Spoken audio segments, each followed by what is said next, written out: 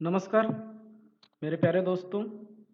आज एक बार फिर से आपका स्वागत है मेरे यूट्यूब चैनल क्रिएटिव टीचर में।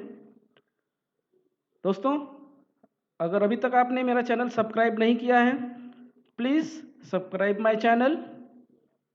दोस्तों, आज हम जो वीडियो देख रहे हैं या वो वीडियो आप अंत तक देखें, क्योंकि यह बहुत ही खास वीडियो है। आप इससे पूर्व माध्यमिक तथा माध्यमिक शिष्यवृत्ति परीक्षा पर आधारित प्रश्नों को कैसे चुटकियों में हल किया जा सकता है, इसका हम आज वीडियो देख रहे हैं।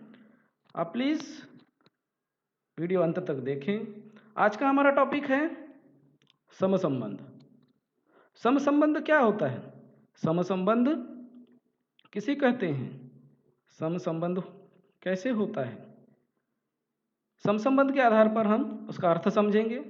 समसंबंध क्या है, देखिए जरा। समसंबंध जो है उसका समानता से उसका अर्थ है। समानता का अर्थ क्या मतलब? किन्हीं दो अक्षरों, शब्दों में, संख्याओं में या आकृतियों में समान संबंध होता है। ठीक है। पहले दो जो अक्षर, शब्द, संख्या या आकृति में कुछ न कुछ संबंध होते हैं।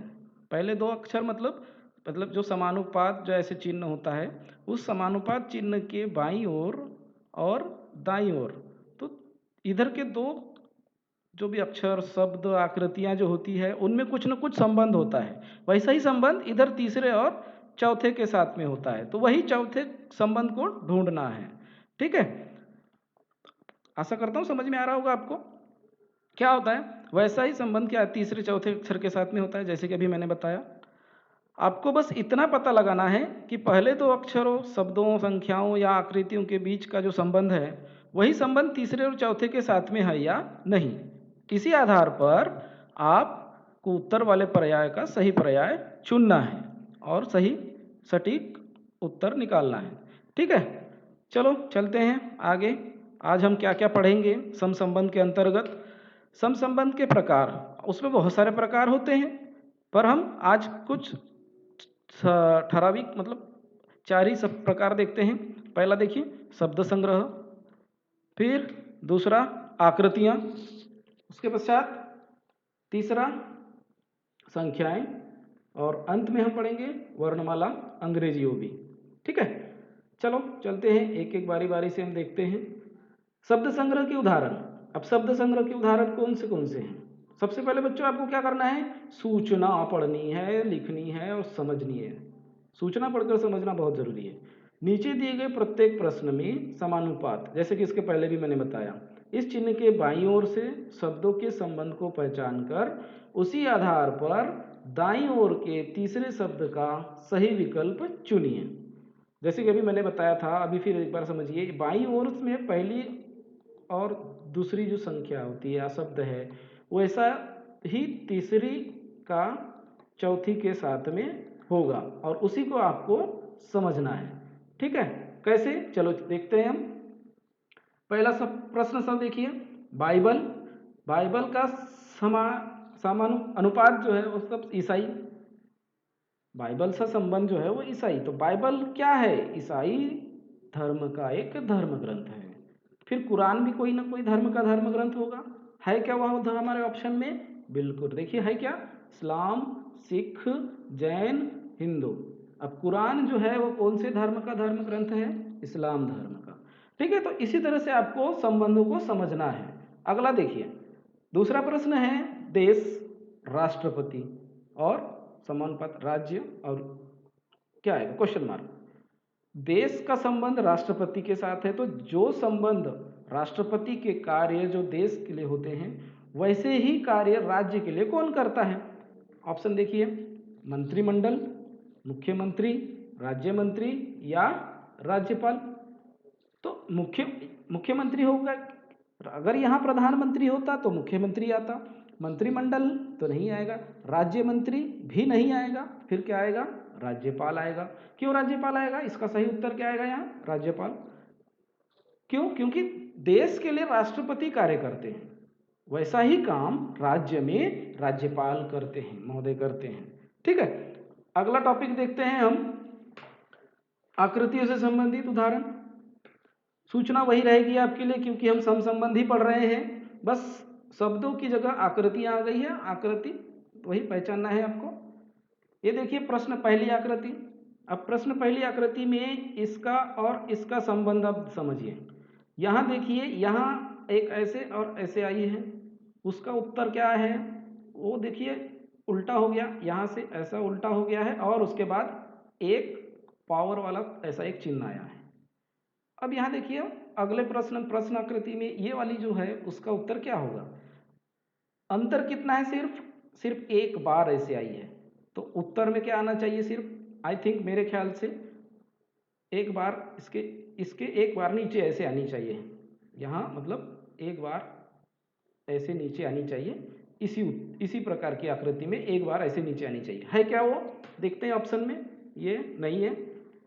दूसरा ऑप्शन है, बिल्कुल देखिए ये मैं जो बताया अभी, इसी में एक नीचे ये है। अगले ऑप्शंस में है क्या, देखते हैं, नहीं है। चौथे ऑप्शंस में है क्या, यहाँ भी नहीं है। ठीक है, तो जो मैंने जो तर्क लगाया वही तर्क आप अगर लगाते तो आपको तुरंत आपको उत्तर आपको मिल जाएगा। तो यहाँ सही उत्तर क्या आएगा आपका, दूसरा ऑप्शन आएगा। ठीक है, आगे दूसरा प्रश्न देखते हैं। देखिए वामावर्त मतलब वो विपरीत दिशा में, घड़ी की सुइयों की विपरीत दिशा में, उसको हम वामावर्त कहते हैं। देखिए घड़ी होती है, उस घड़ी में जो घड़ी की सुइयाँ इस दिशा से ऐसे घूमती है और जो इस दिशा से ऐसे घूमती हैं उसको हम कहते हैं वामावर्त कहते हैं उसको, वामावर्त कहते हैं। तो ये वामावर्त यहाँ देखिए, यहाँ और इन दोनों में कैसा अंतर है, देखिए ये इधर गया है, देखो इधर, ये वाला इधर गया, ये इधर आया और ये जो है इधर आया। वामावर्त कौन से, वामावर्त हो रहा है। तो ठीक वैसे ही आकृतियों में आपको समझना है क्या है, देखिए इधर वामावर्त। अब ये जो है यहाँ सेंटर में चाहिए अपने को, बराबर। ये आकृति में आपको संबंध समझ में आ गया, तो ये आपको यहाँ सेंटर में चाहिए, मतलब ये जो है यहाँ पर ऐसे आना चाहिए, यहाँ ऐसे आना चाहिए, राइट। ये वाला यहाँ बीच में आना चाहिए और ये जो है यहाँ कोने में जाना चाहिए, ऐसा।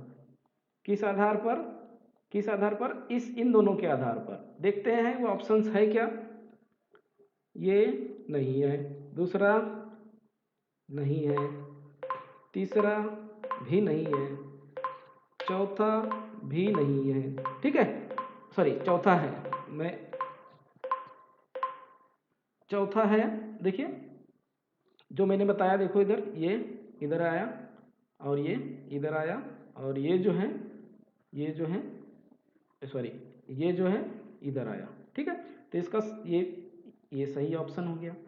चलो बच्चों, इस तरह से आपको भी कहीं आकृतियों से, किताबों से आपको बहुत सारा इसे सराव करना पड़ेगा, तब आपको वो ये आसानी से समझ में आएगा।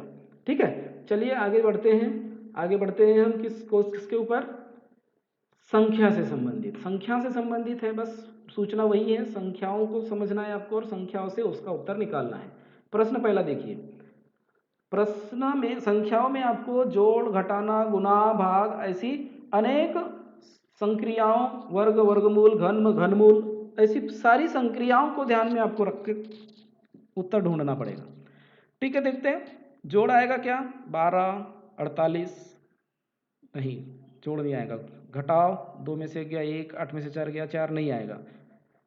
गुणा देखो, 12 एकम 12, 12 गुणिले 4 बराबर 48। ठीक है, आया। अब गुणा, मतलब यहाँ गुणा कर रहे हैं तो यहाँ भी हमको गुणा ही करना पड़ेगा। तो कितना आना चाहिए, देखो इसको हम ऐसे भी लिखते हैं, 1/4। अब गुणा करेंगे, यहाँ कितने से गुणा करेंगे तो उसको उत्तर आना चाहिए, हमको 4 आना चाहिए, क्योंकि दोनों तरफ समान होना चाहिए। तो 4 से ही गुणा, सॉरी 1 से गुणा करेंगे, 1 से गुणा करेंगे तो 4 एकम 4 उत्तर आएगा। मतलब यहाँ क्या आना चाहिए था, उत्तर 1 है क्या ऑप्शन में, देखते हैं। बिल्कुल 1 है, तो सही उत्तर क्या हो गया आपका, सही उत्तर आपका हो गया 1, बिल्कुल। अगला टॉपिक हम देखते हैं। अगला प्रश्न है 7 और 50। इसमें भी आपको सारी संक्रियाएं समझ लेनी चाहिए। जोड़ नहीं होगा, गुणा भी नहीं होगा, घटाव भी नहीं है, भाग भी नहीं हो रहा है, तो क्या होगा फिर, देखिए वर्ग के आगे, फिर वर्ग के देखते हैं। 7 का वर्ग, हाँ 49 होता है। फिर 49 में क्या किया गया, 1 जोड़ा गया है ना। देखिए 7 का वर्ग बराबर 49 धन 1। 49 धन 1 बराबर कितना हुआ? 50, है ना। अब यह देखो वही संबंध यहाँ का जो संबंध है वही संबंध यहाँ होना चाहिए। तो होता है क्या, देखिए जरा 11। सबसे पहले तो मैं आपके सामने ऑप्शंस रख देता हूँ, यह है आपके ऑप्शंस, ठीक है। 122, 124, 125 और 110। तो हमको इन्हीं ऑप्शंस में से अब सही उत्तर निकालना है। तो ठीक है, देखते हैं। 11 का वर्ग क्या हो जाएगा?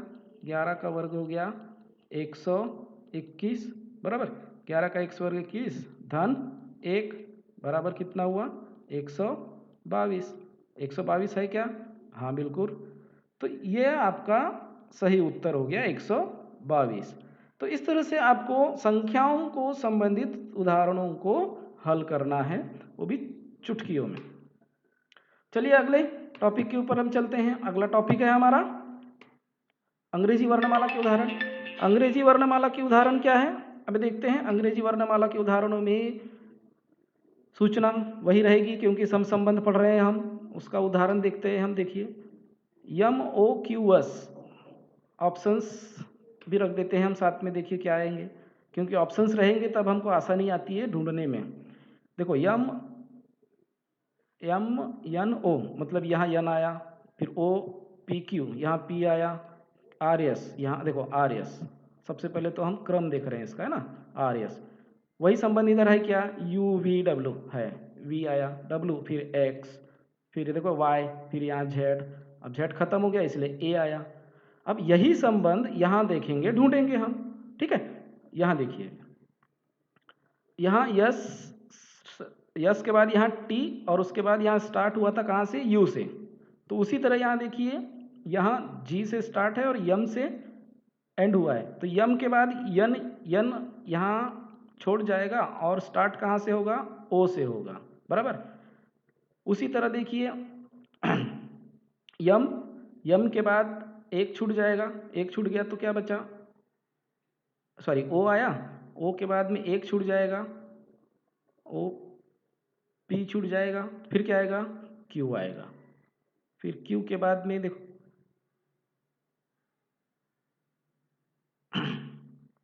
क्यू आया, उसके बाद क्यू के बाद आर के बाद आर छूट जाएगा, यस आएगा, और उसके बाद यस, फिर टी छूट जाएगा और फिर यू आएगा।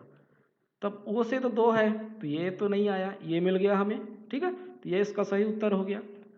चलो अगले प्रश्न पर चलते हैं। अगला प्रश्न देखिए, देखो EJODINJTY और यहाँ इसके ऑप्शंस है। देखिए IJK,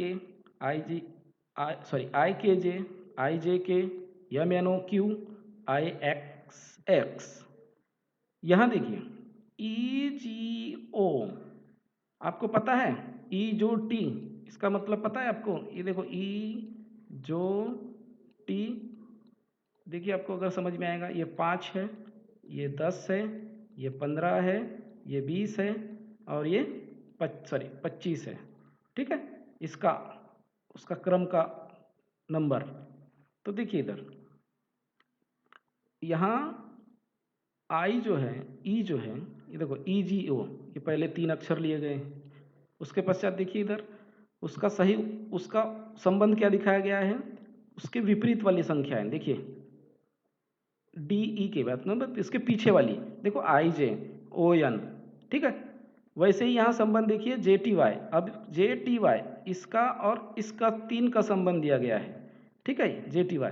तो अब उसके पीछे वाली संख्या, तो आई है, यहाँ भी आई है, देखो यहाँ भी आई है, यहाँ भी आई है, यहाँ भी आई है।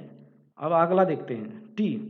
तो T के पिछले STU मतलब K और J, ये नहीं आएगा, यस मिल गया, ये है यस। तो देखो हमको उत्तर यही मिल गया, बाकी की जगह का यही है नहीं, तो यही इसका सही उत्तर होगा, ठीक है। तो दोस्तों इस तरह से आपको वर्णमाला अंग्रेजी के उदाहरणों को भी समझना है। अगर आपको यह वीडियो पसंद आया हो तो लाइक करिए, शेयर करिए और वीडियो अंत देखने के पश्चात मेरा चैनल सब्सक्राइब करिए। धन्यवाद।